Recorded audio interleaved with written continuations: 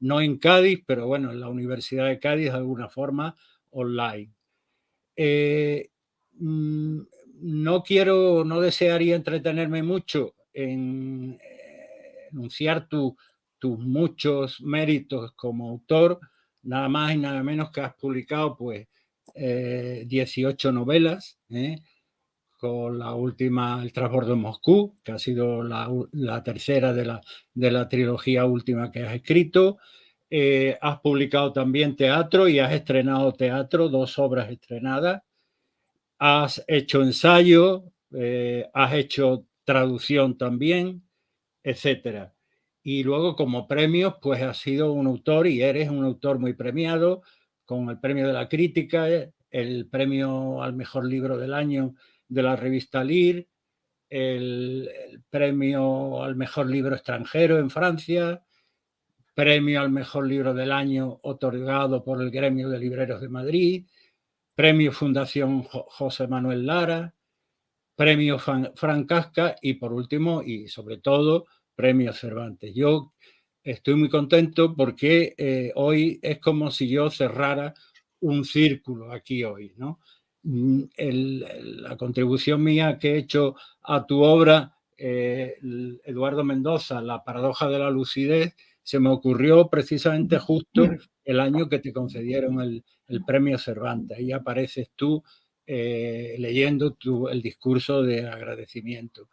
Y hoy, con esta intervención tuya, este diálogo que espero que mantengamos, pues se va a cerrar ese círculo y yo pues me siento una satisfacción personal de que esto pueda hacerse. Entonces, si no tienes nada que decir, yo comenzaría preguntándote, Eduardo, hablándote de lo siguiente. Perdona, sí quería decir algo. Sí, claro. Déjame que diga que no me tienes que dar las gracias, que estoy encantado de hablar contigo, que tu libro sobre mi obra es un libro magnífico que me ha llenado de satisfacción. Y si quieres te hago una pequeña aclaración. Si vuelves a poner la foto del premio Cervantes, eso los se puede técnicos, poner, seguro que los la pueden técnicos poner. la pueden volver a poner.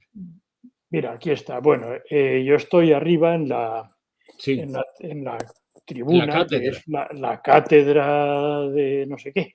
Bueno, del y de la cátedra de de la Cisneros, Universidad de Alcalá. de Sí. la Universidad de Alcalá. No es un discurso de agradecimiento, es un discurso, bueno, por supuesto se dan las gracias, pero es un discurso sobre la relación, en teoría, la relación del premiado con la obra de Cervantes. Y es un momento muy solemne. Y si ves bien, abajo de la tribuna hay 2 señores, 2 maceros, vestidos como 2 personajes del Renacimiento, seguramente, 2 guardias. Y su misión, aparte de dar un aire tradicional al acto, es vigilar que el premiado, cuando acaba el discurso, no se caiga rodando por las escaleras.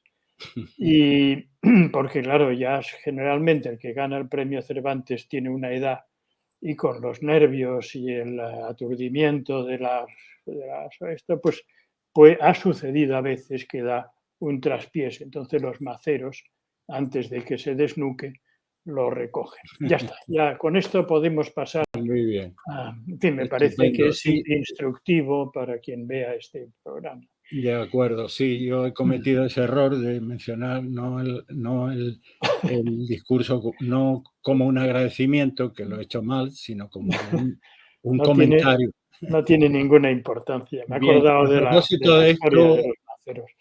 ya como tendremos ocasión de hablar de Cervantes y de su Quijote, pues lo vamos a dejar un poquito para más adelante. Ahora yo lo que quisiera comenzar, Eduardo, yo en mi libro, perdona por las frecuentes menciones que hago en mi libro, he hablado de las 3 características o pilares en las que se desarrolla tu obra.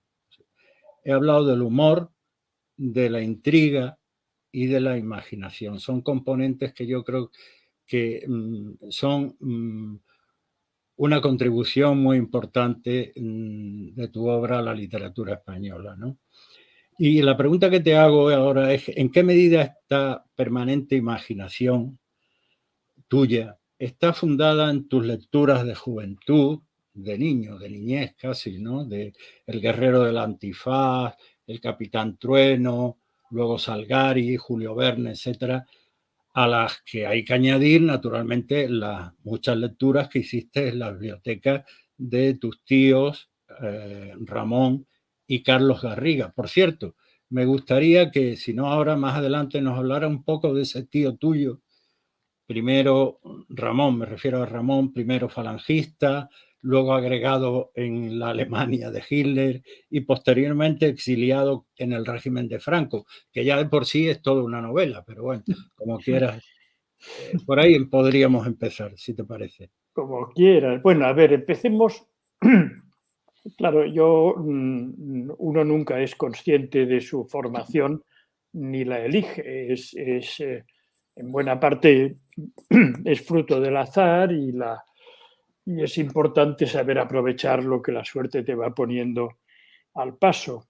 Pero yo tuve mucha suerte en este sentido. Me encontré en una familia donde las letras eran importantes, no solamente la lectura. Mi padre era un hombre muy aficionado al teatro, había sido actor aficionado un poco más que aficionado, y tenía ganas de seguir la carrera teatral, que interrumpió la guerra, luego ya las cosas se pusieron mal, se casó y tuvo que dejar.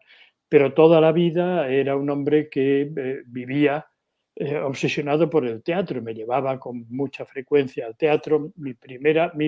Una de mis fuentes de inspiración ha sido siempre el teatro, y algunos críticos me han afeado que en mis novelas las escenas son escenas teatrales, que se reúnen unos personajes en un determinado escenario y hablan y se comportan como si estuvieran en un teatro. Y luego, pues bueno, esta familia culta, extraña, aventurera, y mis lecturas, las lecturas estas a las que te has referido antes, El guerrero del antifaz, el hombre enmascarado, todo esto, eran las lecturas normales de los chicos en aquella época en la que no había televisión. Íbamos al cine con suerte un día a la semana. Teníamos algún programa de radio muy escaso y nuestra principal diversión, el vuelo de la imaginación, lo encontrábamos en los tebeos, en los cómics, en los tebeos de aventuras, en los tebeos de risa. Y yo me formé pues con esto, por una parte con El guerrero del antifaz y por otra parte con El Pulgarcito, que era una revista semanal donde aparecían personajes cómicos, Don Pío, Carpanta, estos personajes que formaban parte de nuestro imaginario. Y quizá la característica no es haber leído estas cosas, que las leyó todo el mundo, sino haberlas conservado como parte de haberlas ido agregando a mis lecturas posteriores. O sea, luego leía a Dostoyevsky, leía a Cervantes, leía a Kafka, pero seguí conservando mi cariño y mi afinidad con Gordito Relleno y con Don Pío y Doña Urraca, que eran los personajes. Sí. Mira, en uno de tus cuentos de o relatos de 3 vidas de santo hay un personaje, Pepín Cabrales, que se pone solemne y enuncia una serie de temas o elementos que debe reunir una novela, ¿no? Y habla de la estructura, el tamaño del párrafo, la longitud de la frase, la música interna de las palabras y el ritmo del conjunto. ¿No te parecen demasiadas cosas a tener en cuenta?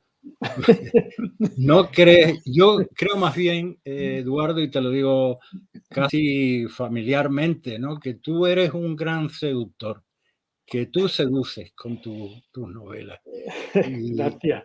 y Bueno, sí, no no, sé, a ver, este personaje se pone, como tú has dicho muy bien, se pone solemne, pero yo creo que estas cosas son importantes en la novela, pero en la narración en general, pero que no las puedes tener en cuenta, porque es como si empiezas a pensar lo que hay que hacer para andar, acabas tropezando y te caes. Tú andas, andas. Y luego si viene alguien y decide analizar los movimientos de los músculos, los tendones y el reparto de fuerzas, allá él. Y bueno, la escritura yo creo que es intuitiva, pero también reflexiva. Yo creo que hay que pensar mucho, hay que reflexionar mucho, hay que leer atentamente, luego olvidarse de todo y ponerse a escribir. Pero, pero el alimento tiene que estar ya en su sitio. bien. Mm, Yo creo, y bueno, lo has dicho tú, no es que lo crea yo, sino que lo has dicho tú en varias ocasiones, en tus artículos de prensa, en tus reuniones, en los foros que has tenido con alumnos o profesores, que tu novela marca, diríamos, la frontera con la novela experimental, gracias sobre todo a la recuperación del lector. Yo al menos así me considero que tu novela me cautivó desde el primer momento, ¿no? Y la sentí como algo distinto, diferente a todo lo que estábamos leyendo. Sí es cierto, yo, en fin, empecé a escribir en una época, no, empecé a escribir mucho antes, empecé a escribir de niño, pero mm, seriamente me puse a escribir en un momento en que estaba, eh, no diré de moda, pero sí el prestigio literario, el protagonismo, lo tenía la novela experimental, de la que nunca he renunciado. Yo creo que hizo una importante labor de limpieza, acabó con una novela decimonónica y a veces hay que destruir para volver a construir luego. Y lo que hizo fue, bueno, arrasar con la narrativa convencional, la novela, la famosa novela La Marquesa salió de su casa a las 5, pero también se quedó sin público, claro, enajenó al público. Entonces hubo un movimiento contrario al que yo me apunté, un movimiento que venía de mucho más atrás, que había empezado, por ejemplo, Juan Marsé, había Mázquez Montalbán, que estaba recuperando la novela negra, incorporándola a la tradición literaria española. Estaban, claro, la enorme influencia de los escritores latinoamericanos, que estos no tenían algo de experimental, pero era otro tipo de experimento, era la imaginación desbordante, desbordante en la imaginación y desbordante en el uso del idioma, ¿no? Un idioma que ya no era de laboratorio, sino que era un idioma que parecía que salía de las piedras y que hablaban los cocodrilos en aquellas novelas primeras de los latinoamericanos, La Casa Verde, la 100 años de soledad, Pedro Páramo, aquello fue para todos nosotros una gran revelación total, que me apunté a este carro, que era lo que a mí me gustaba y lo que quería hacer, y me, y me dejé de experimentos y me puse a hacer lo que me gustaba a mí. Sí, en ese sentido, desde luego tu novela, La verdad sobre el caso Savolta, es, marca un hito, ¿no? En el desarrollo de la novela contemporánea española, porque recuperas géneros, ¿eh? Géneros que estaban prácticamente, si no desprestigiados, sí olvidados, marginados, ¿no? los artículos de periódicos, las declaraciones juradas, interrogatorios policiales de las novelas de intrigas, el género epistolar y sobre todo, ya no solo en el caso Savolta, sino en otras novelas posteriores tuyas, recuperas ese habla, esas voces de la calle, ¿no? De populares, ¿no? Que tú con tan buen oído recuperas también y vas incorporando a la narrativa tuya, ¿no? Esto, lo que te pregunto, ¿esto es algo consciente o inconsciente? Y un poco abundamos en la idea del comienzo, ¿no? ¿Lo haces conscientemente? ¿Lo haces con toda tu capacidad de autor y de gran creador? Bueno, sí, claro, claro. A ver, digamos que siempre tengo las antenas puestas y me gusta mucho frecuentar ambientes donde se habla. Ujú. Me gustan mucho los transportes públicos, soy un usuario del autobús, sobre todo, porque la gente va hablando. Ahora hablan en el móvil, pero antes hablaban entre ellos. Me gustan los mercados, me gustan los estadios de fútbol, las plazas de toros, los bares, las tertulias, todas estas cosas donde el lenguaje está continuamente presente, evolucionando. Me gusta porque me gusta, no lo hago para tomar notas, pero si oigo una expresión que me parece interesante, seguro que en algún momento más adelante la voy a recordar y la voy a poner en alguna de las cosas que estoy escribiendo. No lo hago de una manera sistemática, no tengo nada periodístico, pero sí que recojo, proceso y luego lo aprovecho, lo utilizo. Lo mismo me pasa con las lecturas, con los periódicos, incluso con fotografías. He trabajado mucho sobre fotografías, con escenas de películas que me han parecido sugerentes, a lo mejor muy tontas y películas malas, pero la escena me parecía sugerente y luego la he recordado en el momento de ponerme a escribir. Yo escribo siempre en blanco, no, cuando me pongo delante del papel, fíjate que he dicho el papel, no del Ordenador. ordenador, yo todavía escribo en papel y con pluma estilográfica. Pues me pongo allí, cargo la pluma, lo pongo y entonces pienso, bueno, ¿ahora qué voy a escribir? Y ahí dejo que vaya poquito a poco. Claro, si estoy escribiendo una novela, pues lo que he escrito tiene que tener una continuación, pero esa continuación la voy improvisando sobre la marcha. Sí, pero eso respecto al lenguaje hablado, digamos, oral, ¿no? Pero respecto a ese aprovechamiento que tú haces de otros materiales, ¿no? Los periódicos, las declaraciones juradas, no, eso quizás te lo sugirió tu actuación como abogado en el caso de la Barcelona Attraction. Sí, sí, sí. Bueno, antes ya tenía mucha predisposición a ser un poco eh, detective de Ujú. situaciones, de cosas, de libros, de noticias, de curiosidades, ¿no? Lo que antes se llamaba un gabinete de curiosidades. Siempre he sido un lector caótico, desordenado, de todo lo que encontraba a mi paso. He dejado nunca he seguido un orden que yo mismo haya establecido. A veces sí, claro, tampoco he sido un loco. He hecho los deberes cuando he tenido que hacerlos, pero en principio me gusta recibir estas impresiones. Y en el caso de la Barcelona Attraction coincidió, me pusieron a hacer algo para lo que yo estaba capacitado, que era investigar en unos archivos llenos de cartas, de informes.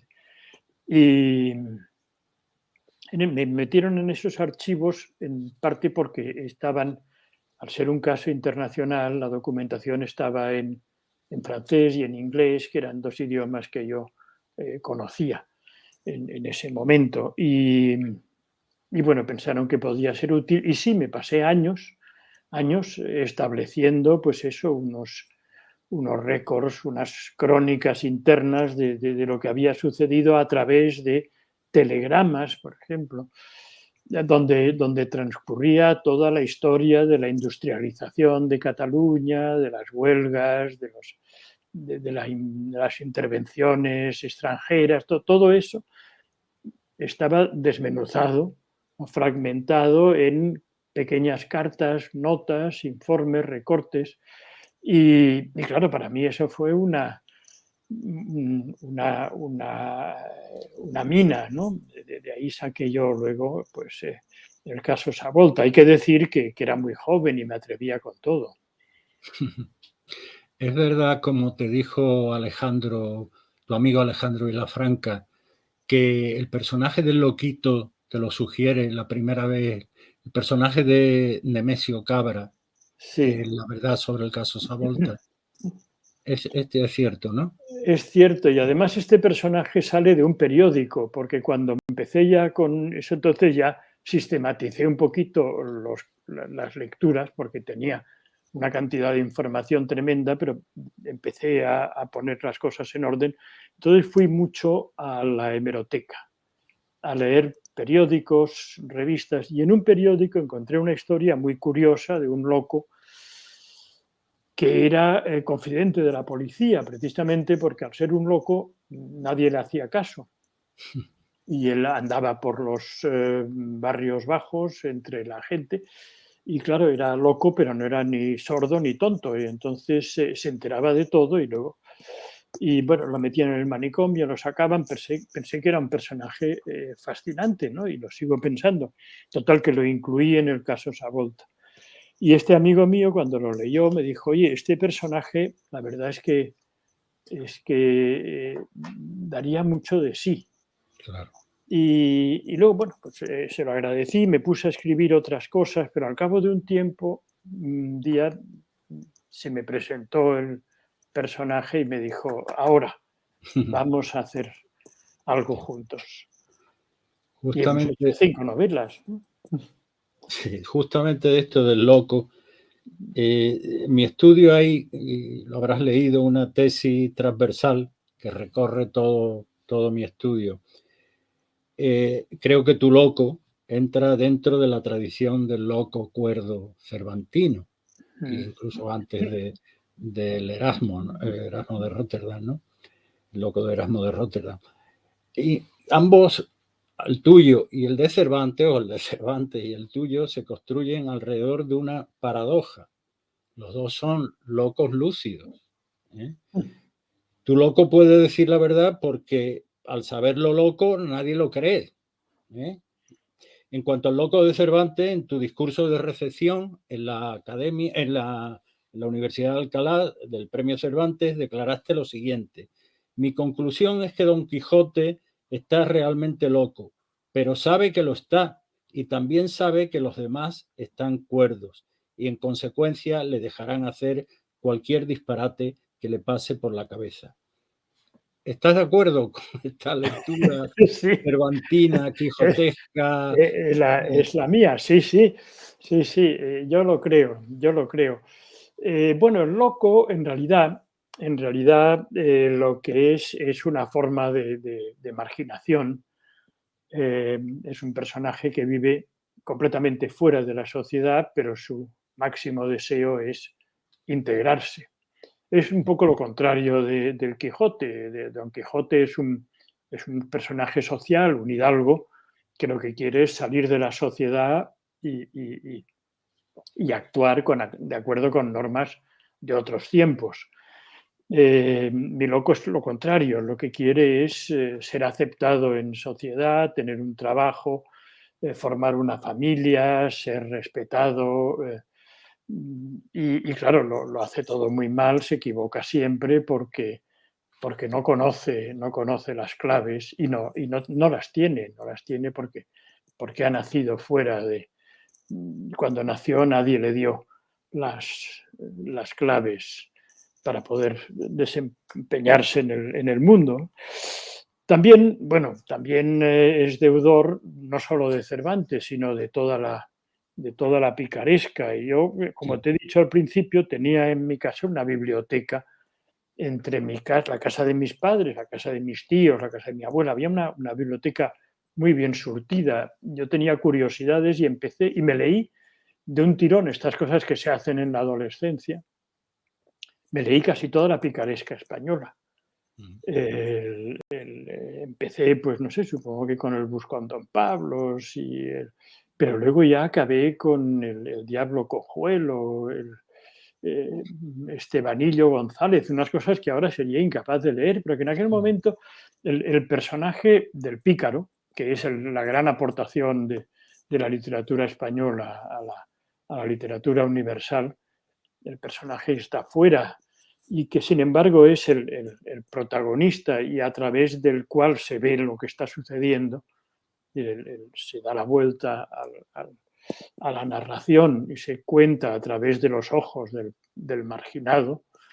Eso pues me fascinó y luego yo creo que lo he utilizado con aprovechamiento para mí, no sé si para los demás también. Sí, a propósito de esto último, claro, en el prólogo del Misterio de la Cripta Embrujada, que es una novela, la primera novela, digamos, del loco que escribes Mm. entre el caso Savolta y la ciudad de los prodigios, tú declaras en el prólogo que tú mismo eras el primer sorprendido de las cosas que se le iban ocurriendo al loco, ¿verdad? Verdaderamente ingeniosas, fabulosas, divertidas, como te he dicho al principio.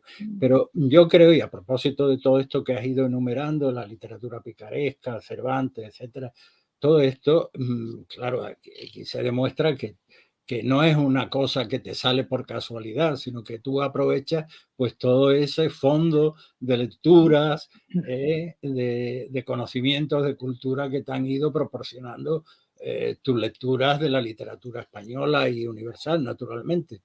Sí, sí, bueno, ya te digo, tuve la suerte de recibir una muy buena formación fuera de la escuela y en la escuela, porque en esa época yo fui a una escuela religiosa, como se iba habitualmente en aquellos años, y ahí se hacía mucho hincapié, la asignatura de literatura era espantosa, era tan aburrida como la física y como las matemáticas, porque había que aprender pues figuras retóricas, las estrofas, la versificación, todo eso, y nos hacían leer, si no enteros, sí fragmentos largos de Calderón, de Lope de Vega, que claro, nos parecía, pues, lo que queríamos era leer pues novelas de aventuras, y nada, nos decían, no, no, los grandes escritores, total, que nos obligaron con aquel sistema disciplinario tan estricto que había entonces,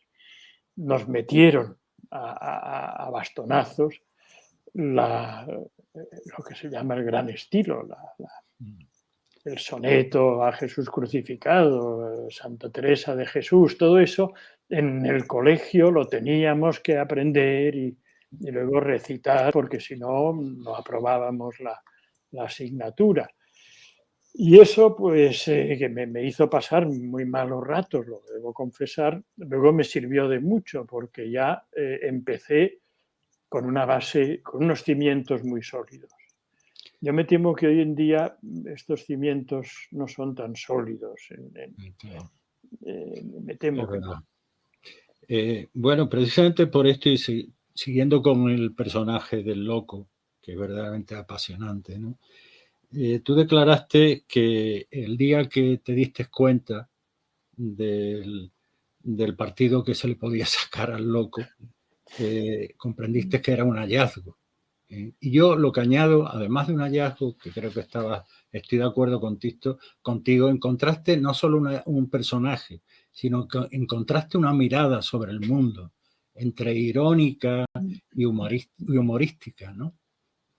¿No te parece que Sí, esto sí, sí, sí, sí, totalmente de acuerdo. Sí, yo creo que encontré una mirada y una voz que me permitían, lo que tú acabas de decir hace un rato, que me permitían contar la realidad de una manera muy directa. Es decir, yo he escrito novelas históricas que transcurren en la Barcelona de principios del siglo XX, y luego he escrito novelas que transcurren en Barcelona el día de hoy. Hay una novela del Loco que transcurre en el momento de la crisis económica del 2010. Para poder hablar de una cosa que está sucediendo en ese momento, claro, hay que tener unos conocimientos muy grandes de economía, de todo. Hay que ser un cronista, y yo no lo soy. O bien hay que ser un loco que va por la calle y va contando lo que ve a través del filtro de su locura cuerda. Entonces eso me ha servido siempre para hablar de las cosas cotidianas en términos... y ahí lo meto todo, todas las modas, todo lo que veo por la calle, todas las formas verbales de cada momento, con lo que soy muy cuidadoso, no se pueden cometer anacronismos lingüísticos. Eso una vez tuve una discusión con Ruiz Zafón muy amistosa, porque éramos muy amigos, y yo le decía, cometes muchos errores. En el año 50 no se decía tal frase, esto es una cosa que aparece en Madrid en los años 90, o esto es... Y me decía, bueno, da igual, hombre. Y yo decía, no es igual, no es igual. En fin, seguramente tenía razón él, pero para eso están los amigos, para discutir con ellos. Sí. Volvamos al principio, al discurso del Cervantes. En este discurso explicaste cómo tu contacto, tu lectura del Quijote, la habías hecho a través de, sobre todo, 4 etapas, ¿no? Y que la última lectura, vamos, desde la escuela hasta que te entregan el premio Cervantes, la última lectura, coincidiendo con la entrega del premio, es como si acompañaras, explicaste en el discurso, como si acompañaras al Quijote, al personaje del Quijote de su vuelta a casa, entre melancólico y escéptico, ¿no? Por eso yo te he definido, no sé si te gustará la definición al final de mi obra, de mi libro, como un humanista escéptico, ¿no? Sí, ¿Te bueno, consideras así un poco como ese Cervantes, ese Quijote que ya de vuelta a su casa no se le acaban, se le funden los plomos y ya no tiene otra manera de seguir sus aventuras? Tú eres un gran viajero, y siempre estás volviendo también a casa, a Barcelona, a tu hogar, etcétera. Y también eres, por lo menos en tus libros, eres escéptico, sobre todo, y eres irónico, ¿no? Sí, bueno, y el último prácticamente pues es un poco despedida Exactamente. sí, y dije cuando se publicó en las entrevistas que di que ya no quería seguir escribiendo. Vamos, no es que que no quería, sino que creía que no debía seguir escribiendo, que hay un momento en que uno tiene que dejar de escribir porque ya ha agotado. Pero desde entonces hasta ahora han pasado unos cuantos meses y no sé qué hacer con mi tiempo, así que voy escribiendo así disimuladamente, para que no se Afortunadamente. enteren los que recogieron aquellas declaraciones. Oye, veo que entran comentarios. No, Ah, pero solo nos dicen buenas tardes, buenas tardes, buenas pero tardes, y uno dice ninguno, buenas noches. no hay, creo que por el momento no hay ningún comentario No hay ningún de la comentario ni conversación, positivo, ¿no? ni negativo, ni ninguna pregunta. Sí, esto es, lo verdad, lo de la biografía, ¿no? Que tú has dicho, has declarado muchas veces que tú has intentado escribir tu biografía y que a lo mejor, como no lo has podido terminar, has escrito pues esa última trilogía. ¿Consideras que un poco esa última trilogía tuya, un poco tu autobiografía ficcionalizada, o no? En parte, mira, no es que no pudiera acabar mi biografía, es que no la pude ni empezar. Me pensé, qué cosa más aburrida. Ya la conozco, ya la sé. A mí me gusta imaginarme cosas, inventarme historias y mi vida pues ya la sé y además tiene muy poco interés. Pero sí, cuando pensaba estas cosas, pensé también que tenía mucho interés las cosas que he vivido, no porque haya vivido cosas más interesantes que los demás, sino porque bueno, a lo largo de estos años han ocurrido muchas cosas y yo he tenido la suerte de estar a veces en primera o segunda fila de lo que sucedía. Yo viví unos años en Nueva York precisamente cuando se produjeron una serie de movimientos que luego han tenido su continuidad y yo creo que han sido muy importantes desde el punto de vista social. Estudié en Londres en la época en la que Londres estaba cambiando las modas y las formas. En fin, viajé por los países del este, estuve en la primavera de Praga. Vamos, he visto cosas y quería dejar constancia de estas cosas, no de lo que sucedió, que eso está en los libros y todo el mundo lo puede saber sin dificultad, sino cómo las vivimos los que entonces estábamos allí y vivíamos en primera persona. Que eso no, claro, los libros de historia no lo cuentan.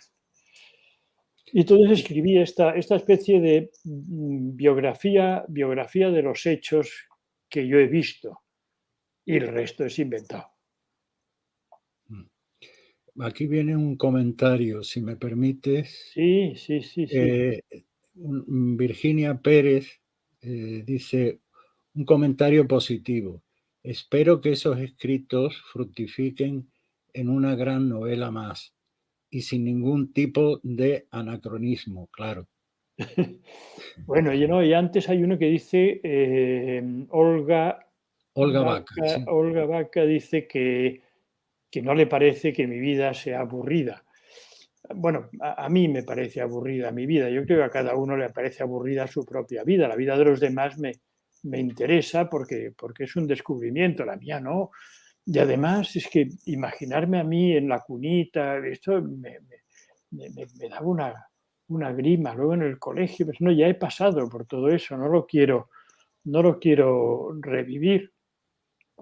Y tampoco las autobiografías suelen ser bastante aburridas.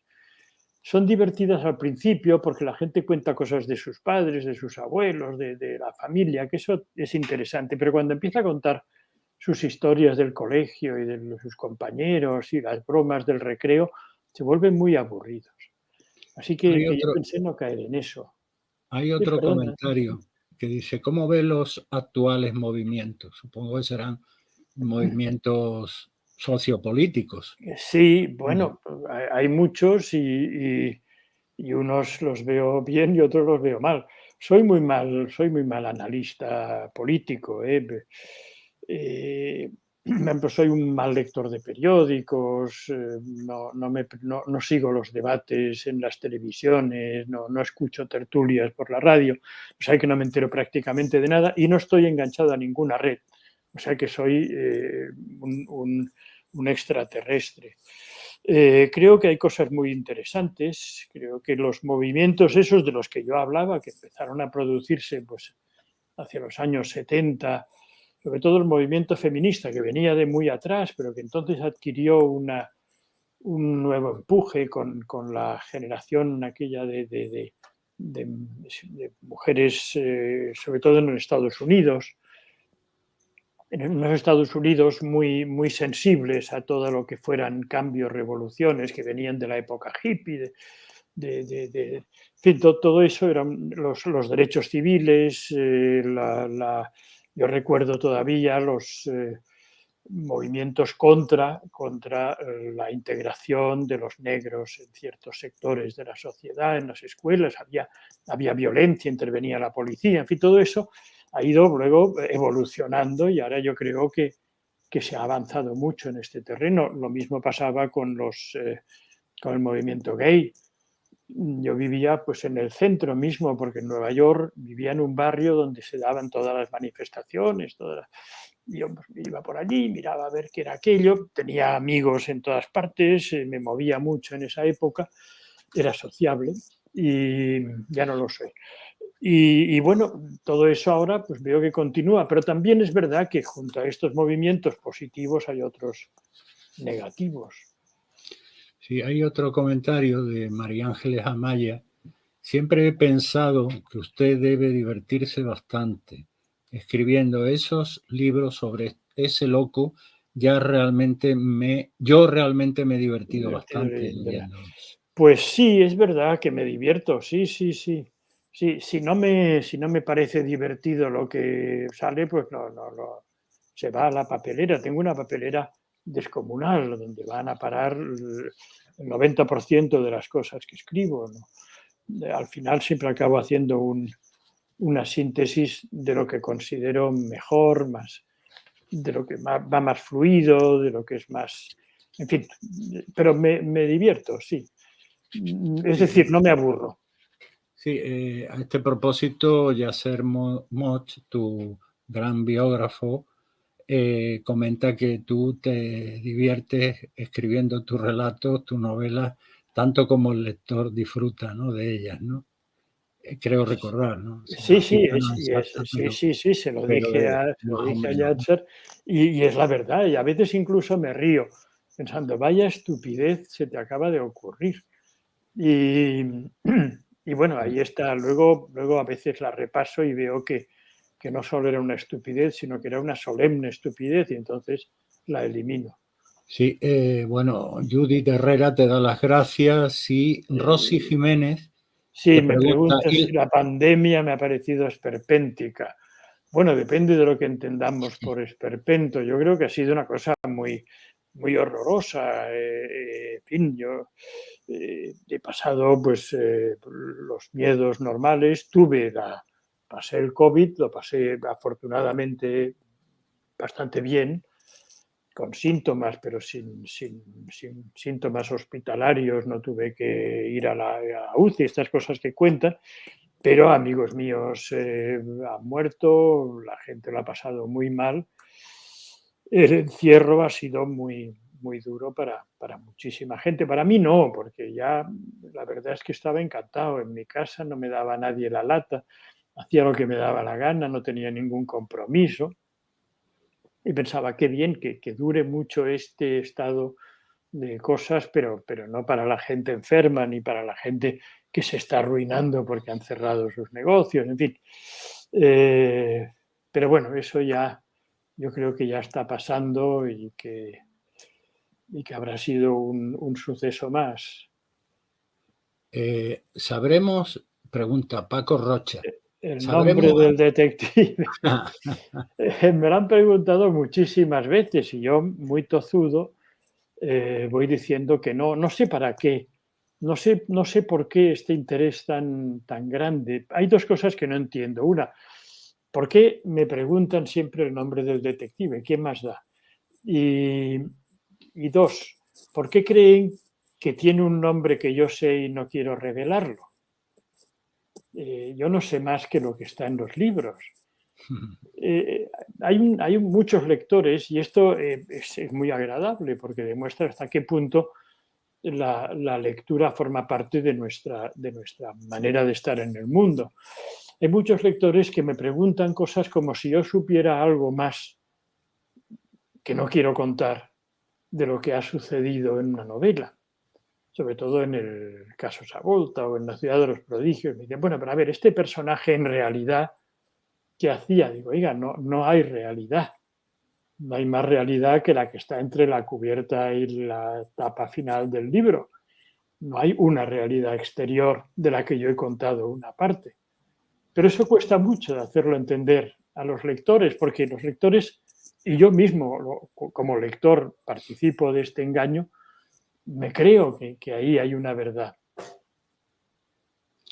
bueno, pero también yo creo que puede ser interesante, ¿no? Que dejes ese hiato esa especie de misterio, de nebulosa, y el lector esté siempre interesado en descubrir esos huecos que tú dejas en tu narración, ¿no?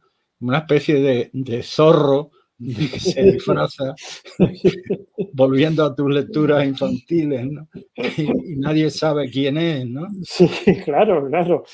Eso, además, el zorro era otro de mis personajes favoritos. Me ponía un antifaz. Había una película, se llamaba El signo del zorro, maravillosa película. Se ponía un antifaz Sí, y todos los espectadores sabían quién era, pero ni su padre ni su novia lo reconocían. Esto era fantástico.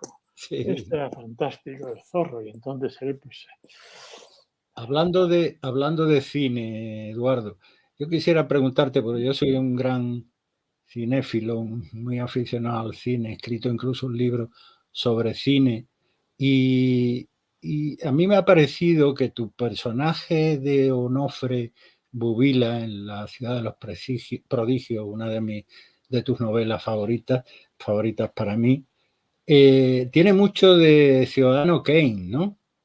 mm, Eh, bueno, es un personaje un poco, como diría yo, eh, entre analógico con el personaje central de la película, eh, su comportamiento antisocial, eliminando cuantas personas encuentran a su paso, incluidas las que le han ayudado en su ascenso, como Don Mostaza o el hijo de Canal y Formiga, la implicación de lleno en el negocio de la guerra, como el personaje el que está inspirado la película, William Randolph Hearst, el abuso de la venalidad política, la especulación inmobiliaria y hasta la entrada del negocio del cine de su propio amante Delfina. ¿Cómo tú crees que el cine ha podido, no lo digo por esta película, sino en general ha podido influir en tu novela, en tus novelas de alguna manera? muchísimo, muchísimo, muchísimo. Yo tuve, en fin, yo no sé si soy tan afortunado como me lo imagino o si soy tonto, pero me creo que he tenido mucha suerte. Todo el mundo se queja y yo, en cambio, estoy muy agradecido a las cosas que me han pasado. Y yo creo que viví una etapa cinematográfica, tú que eres cinéfilo, estarás de acuerdo conmigo, extraordinaria. Una etapa, la edad de oro del cine, los años Sí, 40 y 50, cuando entraban todas las películas de Hitchcock, de John Ford, de Howard Hawks, y, y yo iba al cine. Claro, vivíamos también una vida bastante mediocre en una efectivamente. España pobre, muy angosta de horizontes. Entonces nos sentábamos en la sala del cine, se descorrían las cortinas y allí aparecían unos indios atacando la diligencia, unas cosas que nos vivíamos realmente, pensábamos que esto es el paraíso. Y claro, la influencia fue enorme, enorme. La influencia de las películas, sobre todo las películas que yo veía de niño, las películas de aventuras, y las volví a ver y las volví a ver otra vez si podía.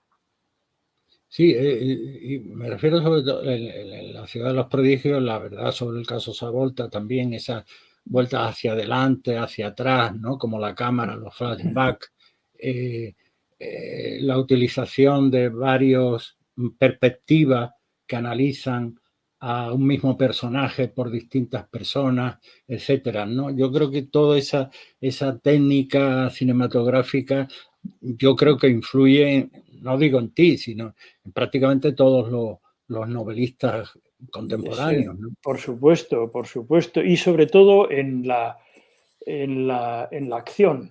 Claro, en el cine todo es acción. Y cuando uno en una novela tiene que, hay reflexión, hay diálogo, pero a veces hay acción, entonces el referente, por fuerza de ser el cine,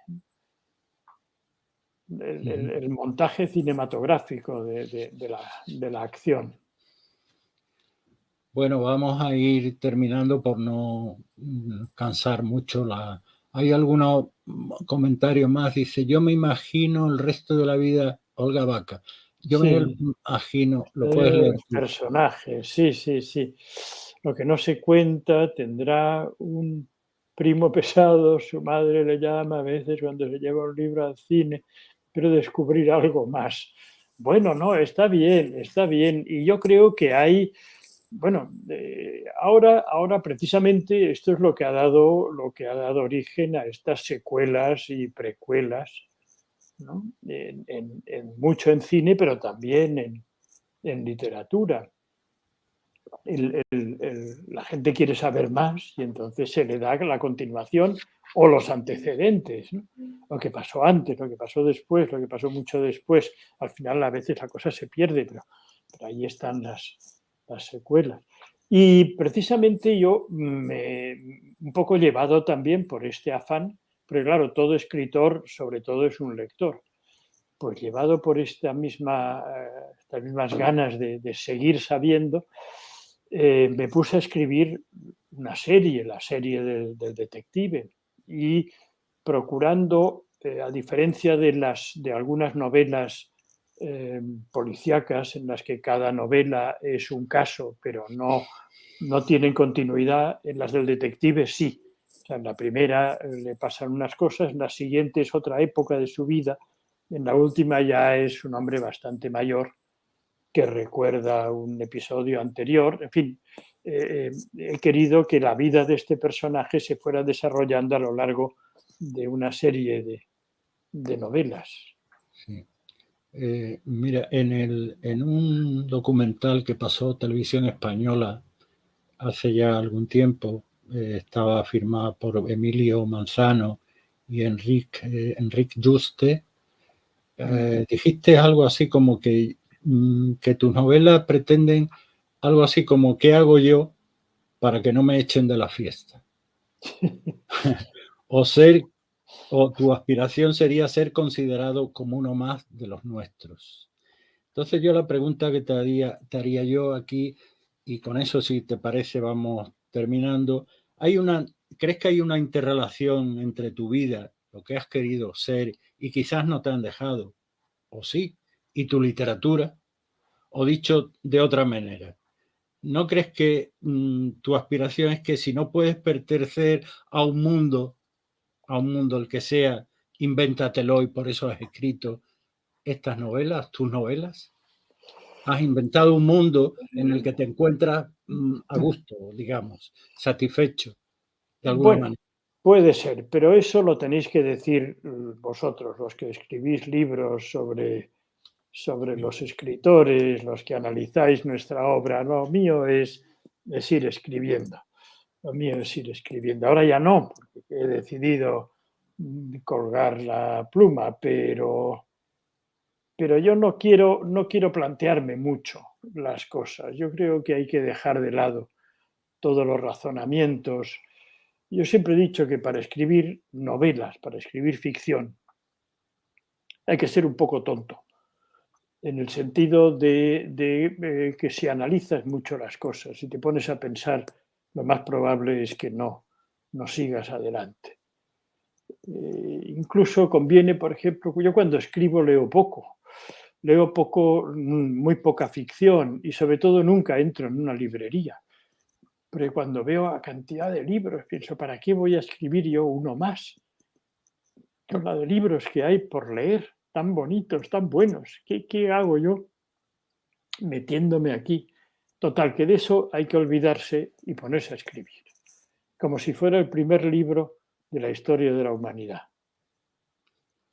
Pues no, yo lo que no dejaría que colgaran la pluma nunca, nunca. Además eso no se puede decir, ¿no? Eh, Bueno, eh, bueno, ya veremos, la- ya veremos, ya Ya veremos. verás cómo se te ocurre cualquier argumento mañana mismo, que estarás impaciente y todos tus lectores estaremos impacientes por leerlo, ¿no? Yo Muchas por lo gracias. menos también como un modesto novelista siempre tengo algo en mente, ¿no? es Así es. es lo que trabaja, ¿no? Es lo que trabaja, es lo que nos hace, nos satisface, ¿no? Más incluso que la crítica. Bueno, y ya la última, ahora sí, de verdad, tú has declarado en alguna ocasión, has declarado, no te quiero poner en un aprieto. No, si hay un aprieto, aprieto una tecla y salgo. No, es que lo tengo por aquí, en algún momento lo encontraré, porque tengo tantos líos de papeles, en algún momento, bueno, has dicho que... No lo encuentro. Bueno, has dicho en alguna ocasión que si no te desagradan, no estás muy de acuerdo con lo... Después de leer una tesis doctoral sobre un autor, ¿no? Entonces yo la pregunta que te hago, y te pongo un aprieto, es ¿qué impresión has sacado un poco después de leer? Si lo has leído, claro, a lo mejor no has tenido tiempo. No, lo he leído, Manuel. No me habría atrevido a comparecer sin haber leído el libro. Además, lo leí antes de saber que tendríamos esta charla y me gustó mucho. Se han hecho bastantes tesis sobre mi obra, algunas de las cuales pues, han tenido la amabilidad de enviármelas. En fin, las tesis son tesis y el que la hace, el doctorando, pues tiene que demostrar que maneja todo el aparato crítico y suelen ser de una extraordinaria pesadez. Y generalmente pues, el objeto de la tesis, en este caso mi obra o yo mismo, somos un poco el pretexto para demostrar que no ha quedado teórico por leer ni por entender. Pero luego hay otros libros como este, que no son una tesis de un doctorando, sino que son una lectura inteligente, razonada de mi obra. Y esto es lo que más me puede interesar, porque yo mismo, claro, no tengo ninguna perspectiva sobre lo que escribo.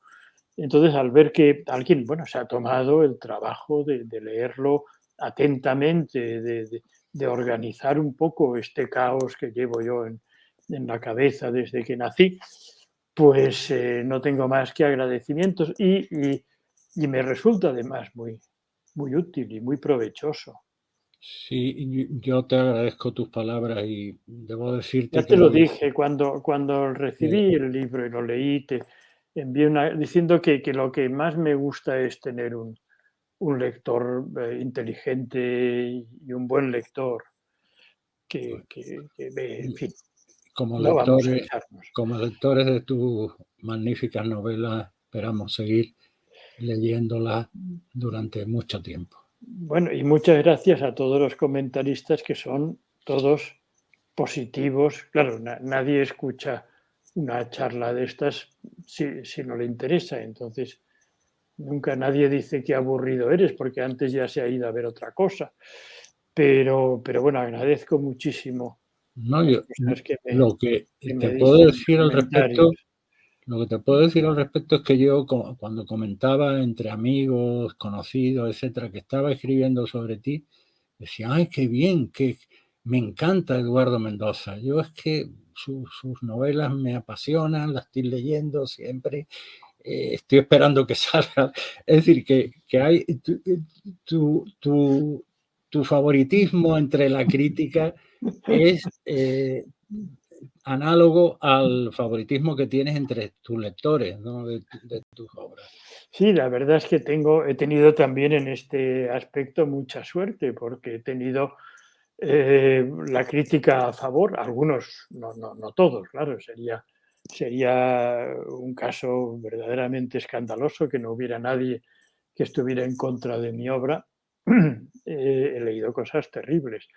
Y al mismo tiempo una gran aceptación entre el público, entre los lectores. Tengo unos lectores muy fieles, bastante numerosos, no estas cifras, estas magnitudes casi cósmicas de algunos lectores. 2 millones de ejemplares vendidos, yo no 2 millones no, pero vaya, un número muy considerable de lectores que me que me hacen muy, muy feliz doblemente, porque me leen y porque me dan de comer. Es decir, si no tendría que dedicarme a otra cosa, vamos, y he podido, gracias a ellos, he podido hacer algo que muy poca gente puede hacer, que es dedicarse a lo que más le gusta hacer, a lo que más me gusta, y además, como a mí me guste y sin dar cuentas a nadie. Trabajo, soy disciplinado, si no, no me saldría nada, pero no tengo jefe, no tengo horario, no tengo nada. Aquí hago lo que soy mi propio jefe, no respondo ante nadie. Pues me alegro mucho de esta charla y esperamos seguir viéndote ya, no solo en online, sino en presencia directa contigo. Con gusto cuando vaya a Cádiz. La próxima vez. Venga. Muchas gracias, Eduardo. Gracias a ti y a todos los que me han escuchado. Un abrazo.